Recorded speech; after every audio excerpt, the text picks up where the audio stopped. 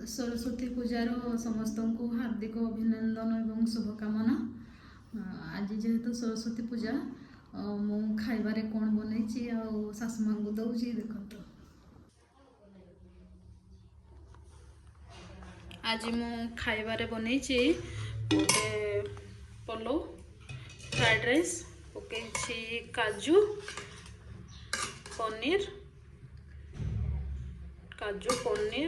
सब प्रकार गोटा मसला सब देकी ताको बॉयल करिछि ताको घी रे देकी असेंबल करिछि। देखंतु एटा हला मोर गोटे फ्राइड राइस एटा मु बनैछि डालमा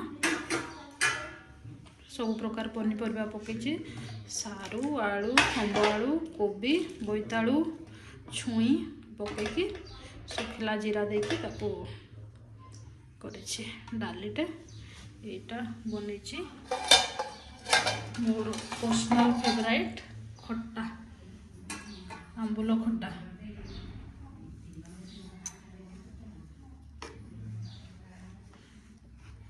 चलते शाशु माँ को देवा आ पचारिबा टेस्ट केमती लगुच।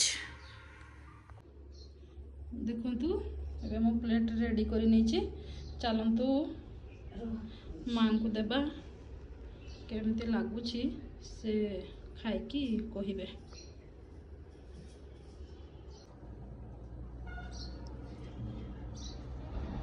टेस्ट भलो हेछि ना नहीं डालमा टा खाइकी देखो केमती लगुच।